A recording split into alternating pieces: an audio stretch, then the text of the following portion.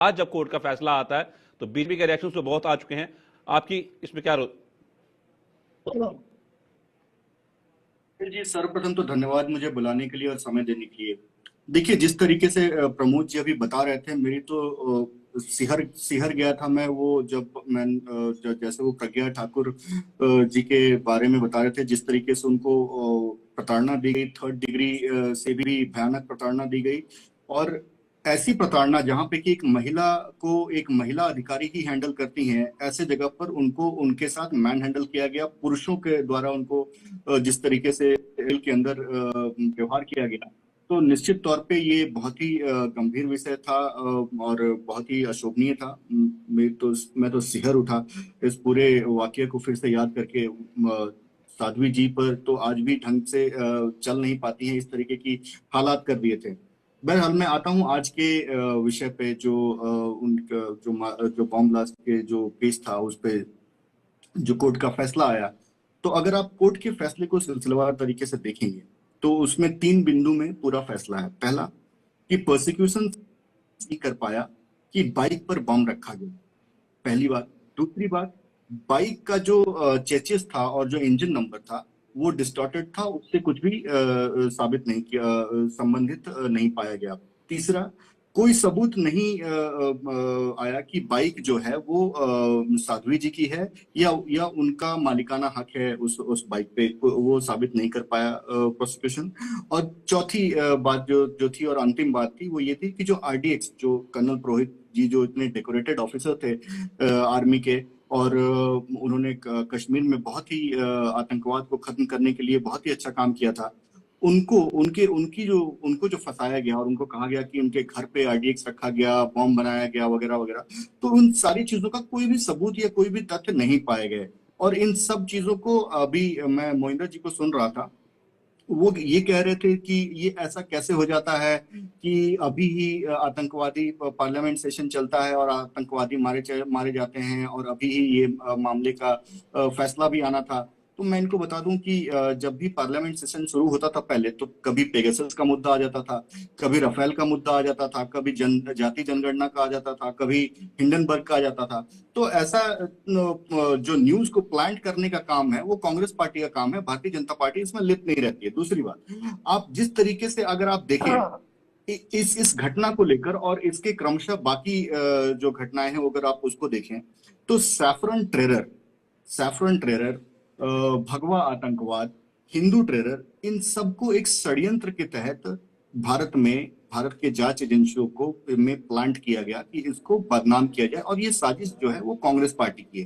कैसे? आप देखिए, पी चिदम्बरम 25 अगस्त 2010 में डीजीपी की और आईजीपी की मीटिंग होती है, उसमें वो सैफरन टेरर का नाम लेते हैं। उसके बाद 20 जनवरी 2013 सुशील कुमार शिंदे गृह मंत्री होते हैं, उन्होंने भगवा आतंकवाद और सैफरन टेरर की बात की। उसके बाद अमेरिकी जो एम्बेसडर है उसके साथ बातचीत में राहुल गांधी ने ये कहा था कि Hindu terror is more deadly than Lashkar e तौबा, इस तरीके का बयान, और ये हुआ था 20 जुलाई 2009 को, उन्होंने बताया। तो किस तरीके से एक सिलसिलेवार तरीके से उसके बाद जो घटनाएं हुई, आप देखिए किस तरीके से जो इशरत जहां के मामले में अमित शाह जी को फंसाया गया। 2005 में सुप्रीम कोर्ट के रिटायर्ड जज जो यूसी बैनर्जी थे जी ने अपनी प्रेस कॉन्फ्रेंस में भी इनका जिक्र किया था, उनके द्वारा जो रिपोर्ट आई और जो ट्रेन में हादसा हुआ था उसको कह दिया था कि स्टोव, जो कार सेवक थे उन्होंने अपने स्टोव से खुद ही आग लगा ली थी।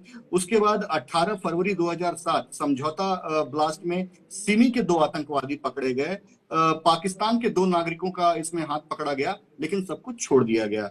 उसके बाद 2007 मक्का मस्जिद ब्लास्ट में भी यही हुआ, और जो मालेगांव ब्लास्ट हुआ उसमें भी पहले जो पकड़े गए थे वो सिमी के और कुछ लोगों को पकड़ा गया था, लेकिन बाद में उनको छोड़ दिया गया।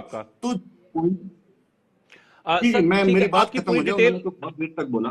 तो उसके बाद 26/11 अगर आप देखें, 26/11 का जो हमला हुआ उसमें भी किस तरीके से आतंकवादियों को हाथ में कलावा बांधकर किस तरीके से उनको हिंदू दिखाने का, और उसके बाद दिग्विजय सिंह से लेकर अब मैं तो ये कहता हूं कि इस पूरे साजिश में देश के जो सांस्कृतिक और आध्यात्मिक जो रंग है उसको एक टेररिज्म के साथ जोड़ने का जो सर साजिश है उसमें गांधी बिल्कुल इसको परिवार, टेररिज्म से जोड़ने की जिसमें कोशिश की है। प्रियंका अमित तिवारी, मैं आपसे एक गांधी, चीज समझना राहुल चाहूंगा, गांधी। जिस जो आप बात रख रहे हैं, अमित जी मेरी बात सुनिए। आप जो बात रख रहे हैं, जिस तरह मैं नहीं कह रहा हूं कि भगवा आतंकी है या भगवा आतंकी नहीं है, पर एक चीज है, हाल ही में जो ऑपरेशन सिंदूर के बाद घटनाएं सामने आई, बहुत से हिंदू थे जो कि पाकिस्तान के जासूस थे।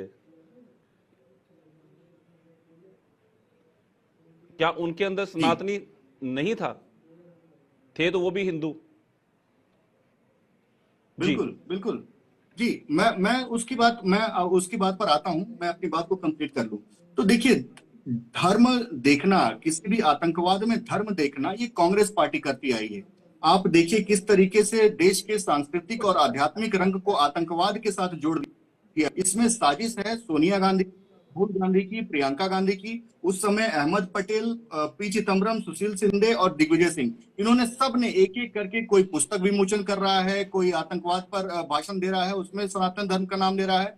तो इस तरीके से किया। और अभी जो आपने कहा कि जो लोग पाए गए वो भी हिंदू थे, तो हमने तो ये नहीं कहा कि ये सनातन धर्म के आतंकवादी हैं। हमने तो नहीं कहा कि ये नहीं, उन्होंने ये ऐसा नहीं किया। हमने तो उसमें धर्म देखने का काम नहीं किया।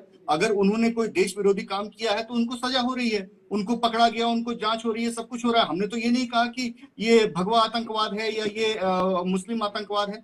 जब भी टेररिस्ट भी जब वहां पर जाते हैं, टेररिस्ट, अभी मोहिंदर जी ने पहलगाम का चर्चा की, टेररिस्ट जाते हैं वहां पर धर्म पूछ के, लोगों की पैंट खुलवा के चेक करके, जब ये कहते हैं, आज प्रियंका गांधी संसद में खड़ी होकर कहती हैं कि जो लोग मारे गए वो सिर्फ हिंदुस्तानी थे। आपको धर्म पूछकर मारा गया, आपको वहां पर आपकी धर्म की जांच करके मारा गया कि आपको कंफर्म कर दिया जाए कि आप मुसलमान हैं या नहीं है। आपके परिजनों के सामने, आपके बच्चों के सामने, आपके घर की महिलाओं के सामने आपको नंगा किया गया और मारा गया। आप बोलते हैं कि इसमें कुछ नहीं है।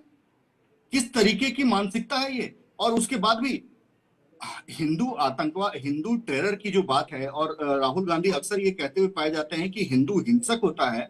ये मानसिकता, ये इनकी मानसिकता दिखाती है। और कल भी पी चिदम्बरम ने जो कहा कि ये कहां साबित हो जाता है कि जो टेररिस्ट आए थे वो पाकिस्तान से आए थे, उनका कोई जी लिंक बिल्कुल सर, मैंने पहले समय आप ही को दिया था, अब उनका भी समय भी आपको आ रहा हूं। 10 सेकंड साहिल जी, जी 10 सेकंड साहिल जी। सुशील कुमार शिंदे की जो पुत्री है, वो संसद में खड़े होकर कहती है कि ऑपरेशन सिंदूर तमाशा था। तो जिस तरीके की मानसिकता, जिस परिवेश में वो पल बढ़ रहे हैं, और जो मानसिकता लेकर आज वो देश के शिखर पे बैठे हुए हैं, आप समझिए अगर ऐसे लोग सत्ता में आ जाएंगे तो देश का क्या करेंगे। ये तो सोचने वाली बात है शाहिल जी। इस तरीके की घटना बहुत ही अशोभनीय है। आज ऐतिहासिक फैसला आया कोर्ट का, मैं बहुत जी ही स्वागत करता हूं। लेकिन इसके बाद भी मैं ये गुजारिश करता हूं कि ये इस साजिश के पीछे जो रहे, चाहे वो सोनिया गांधी हो, राहुल बिल्कुल उनके गांधी नाम हो, सामने प्रियंका आने गांधी चाहिए, हो, अहमद क्योंकि पटेल तो अब नहीं है, मृत्यु हुई चिदम्बरम है, हो, लोग सुशील मरे हैं, देश के लोग मरे शिंदे हैं, हो। और बहुतों ने अपने परिजन खोए हैं। अपनी बच्ची भी 10 साल की एक बुजुर्ग ने खोई थी। मैं महेंद्र प्रकाश जी